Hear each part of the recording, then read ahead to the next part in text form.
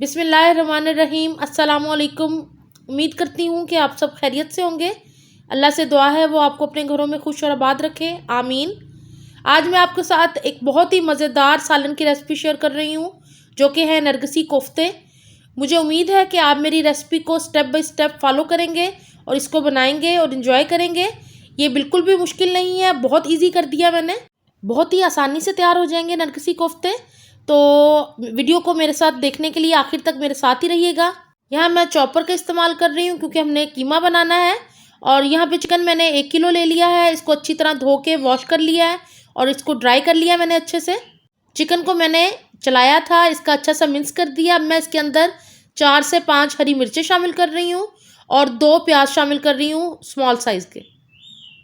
प्याज शामिल करने के बाद मैं इसके अंदर 2 टेबलस्पून लहसुन अदरक का पेस्ट शामिल कर रही हूँ। यहाँ पे मैंने मसाले ले लिए हैं। कुटी हुई लाल मिर्च 1 टेबलस्पून, धनिया 1 टेबलस्पून, हल्दी हाफ़ टी स्पून, लाल मिर्च 1 टेबलस्पून और ज़ीरा हाफ़ टी स्पून। ये चॉपर के अंदर शामिल कर देंगे हम, क्योंकि हमें मसाले चाहिए नरगिसी कोफ्ते के लिए। और नमक आप अपने टेस्ट के मुताबिक शामिल कीजिएगा। यहाँ मैंने हाफ़ टी स्पून। अब मैं इसके अंदर शामिल कर रही हूँ 1 अंडा। यहाँ पे मैंने भुने हुए चने लिए हैं 4 टेबलस्पून। इनका छिलका उतार के मैंने अच्छा सा इनको पीस लिया है। अगर आपके पास चने ना हो तो आप बेसन भी ले सकते हैं, लेकिन बेसन को शामिल करने से पहले थोड़ा सा भून लीजिएगा। सब चीज़ों को अच्छे से मिक्स कर लिया है मैंने चॉपर में। नरगिसी कोफ्तों का कीमा बिल्कुल तैयार है। इसको मैंने एक बाउल में निकाल लिया है। यहाँ पे मुझे ग्रेवी के प्याज फ्राई करने हैं जिनको हमने पीसना है। तो थोड़े से ऑयल में मैंने प्याज शामिल कर दिए हैं। प्याज हमारे ब्राउन गोल्डन से हो गए हैं, लाइट से। अब मैं इनको निकाल लूँगी और इनको ठंडा करके मैं चॉपर में पीस लूँगी अच्छे से। यहाँ पे मैं 1 कप ऑयल का शामिल कर रही हूँ एक पैन के अंदर। जो प्याज मैंने ब्राउन करके पीस लिया था ये मैं शामिल कर रही हूँ। इससे हम अपने नरगिसी कोफ्तों की अच्छी सी ग्रेवी तैयार करेंगे। प्याज ऑलरेडी फ्राई हुआ है हमारा, तो इसको ज़्यादा पकाने की ज़रूरत नहीं। तो बस इसको 1 से 2 मिनट तक मैं ऑयल के अंदर अच्छे से भूनूंगी और फिर मैं आपको बताती हूँ कि हमने इसके अंदर आगे कौन सी चीज़ें शामिल करनी है। यहाँ पे मैं लहसुन अदरक की पेस्ट शामिल कर रही हूँ। ये तकरीबन मैंने 1.5 टेबलस्पून शामिल की हैं और इनको मैं लहसुन अदरक को प्याज के साथ अच्छे से भून लूँगी ताकि इसकी स्मेल ख़त्म हो जाए। यहाँ पे मैंने 1 टीस्पून लाल मिर्च, 1 टीस्पून धनिया पाउडर, हाफ़ टी स्पून नमक और हाफ़ टी स्पून हल्दी ली है। इसको शामिल करके मैं मसाले में अच्छा सा भून लूँगी ताकि मसाले हमारे अच्छे से पक जाएं। यहाँ पे मैं 2 बड़े टमाटर पीस लिए हैं, इनको शामिल कर दिया मैंने। इससे बहुत अच्छी सी ग्रेवी तैयार होगी। तो इसको मैं 3 से 4 मिनट तक अच्छे से भूनूंगी जब तक टमाटर अच्छे से पक नहीं जाते। जितनी देर में मसाला तैयार होता है हम अपने नरगिसी कोफ्ते बना लेते हैं।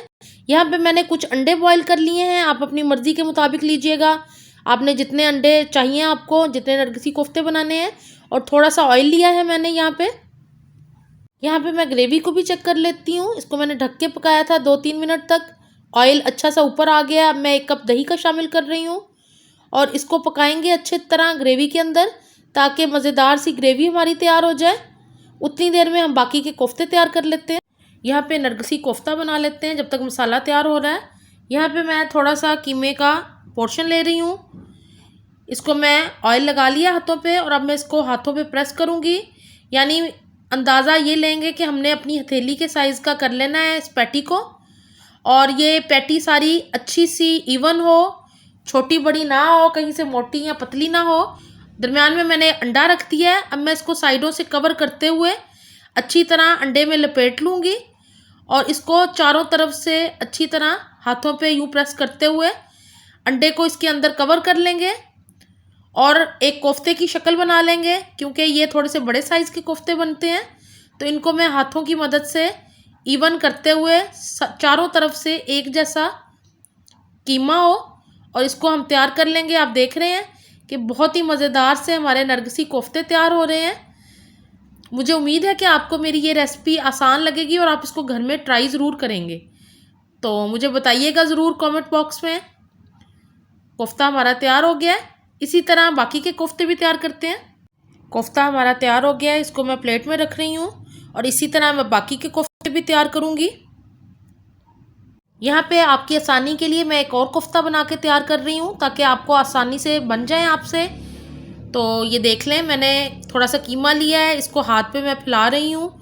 इवन कर लिया है मैंने चारों तरफ से ताकि कहीं से मोटा या पतला ना हो। दरमियान में अंडा रखेंगे, साइडों पे से कीमा उठाते हुए इसको रोल करेंगे कीमे के अंदर अंडे को। ऊपर से भी मैं यूँ कीमा लगा दूँगी और इसको ये देखें साइडों पे से अगर थोड़ा सा कीमा कम हो थोड़ा सा और लगा लें और इसको अच्छे से हाथों पे रोल करते हुए एक बेहतरीन सा नरगिसी कोफ्ता तैयार हो जाएगा। ये बहुत ही इजी बन जाते हैं, इसमें कोई रॉकेट साइंस नहीं है, कोई मुश्किल नहीं है। आप इसको घर में ट्राई करें, आप देखेंगे कि आपके बहुत ही बेहतरीन नरगिसी कोफ्ते तैयार होंगे।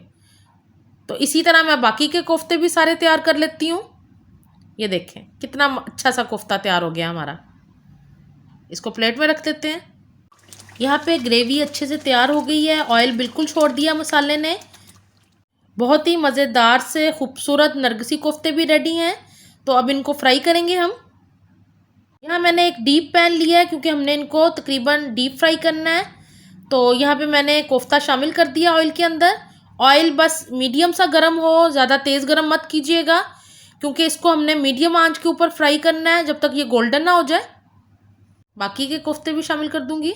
कोफ्ते हमारे एक साइड से गोल्डन हो गए हैं, अब मैंने दूसरी तरफ से टर्न कर दिया इनको और हल्की आंच पे मैं इनको बना रही हूँ, तेज़ आंच बिल्कुल नहीं की क्योंकि कीमा अच्छे से गल जाए। तो इसको टर्न करती रहूँगी। तकरीबन 10 से 15 मिनट लगे हैं इनको फ्राई होने में और ये अच्छे से गोल्डन हो गए हैं, कीमा अच्छे से पक गया। बस अब इनको मैं एक प्लेट में निकाल लूँगी।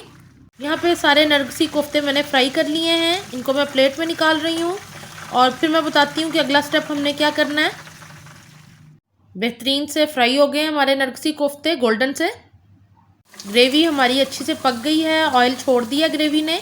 अब मैं इसके अंदर कोफ्ते शामिल कर रही हूँ और इनको मसाले में हम 2 से 3 मिनट तक भूनेंगे क्योंकि हमारे कोफ्ते भी ऑलरेडी पके हुए हैं और ग्रेवी भी बिल्कुल तैयार है। तो इसको हमें ज़्यादा टाइम भूनने की ज़रूरत बिल्कुल नहीं है, बस तकरीबन 5 मिनट तक भूनेंगे और फिर हम इसके अंदर हरी मिर्चें शामिल कर दूंगी। यहाँ पे मैंने ग्रेवी में कोफ्ते शामिल करके 4 से 5 मिनट तक भूनना है इनको ताकि ये अच्छे से भुन जाए। यहाँ पे मैं थोड़ा सा पानी शामिल कर रही हूँ ताकि कोफ्ते हमारे अच्छे से पक जाएं उसके अंदर। और जितना हमें ग्रेवी रखनी है, जितना हमने गाढ़ा रखना है उतना पका के हम छोड़ देंगे और धनिया और गरम मसाला वगैरह ऐड करेंगे। तो अभी मैं इसको कवर करके पकाऊंगी तकरीबन 10 मिनट के लिए। नरगिसी कोफ्ते बिल्कुल तैयार होने वाले हैं। अब मैं इसके अंदर 1 टीस्पून गरम मसाला पाउडर शामिल कर दिया। हमने नरगिसी कोफ्तों की जितनी ग्रेवी रखनी है उतना गाढ़ा कर लिया। अब मैं हरा धनिया शामिल कर रही हूँ। यहाँ पे मैं आपको ग्रेवी दिखा रही हूँ कि कितनी गाढ़ी तैयार हुई है। यहाँ पे मैंने स्टोव ऑफ कर दिया और इसको रेस्ट देंगे ताकि ऑयल अच्छे से ऊपर आ जाए।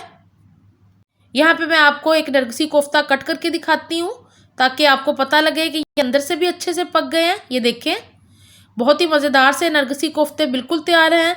आप इनको नान के साथ या चावलों के साथ एंजॉय करें। यहाँ पे मैंने एक बाउल में निकाल लिए हैं। आप इनको साबुत भी सर्व कर सकते हैं और कट करके भी, ये आपकी अपनी मर्ज़ी के ऊपर है, आपको जिस तरह पसंद हो। मुझे उम्मीद है कि आपको मेरी नरगिसी कोफ्ते की ये रेसिपी अच्छी लगेगी और आप इसको ट्राई करेंगे। मुझे कमेंट बॉक्स में ज़रूर बताइएगा, मुझे आपके मैसेजेस का इंतज़ार रहेगा। और जो नए देखने वाले हैं वो प्लीज़ चैनल को सब्सक्राइब किए बिना बिल्कुल ना जाया करें और बेल के आइकॉन को भी ज़रूर प्रेस किया करें ताकि आपको मेरी वीडियोस मिल सकें। अपना बहुत ख्याल रखें, दुआओं में याद रखें। अल्लाह हाफिज़।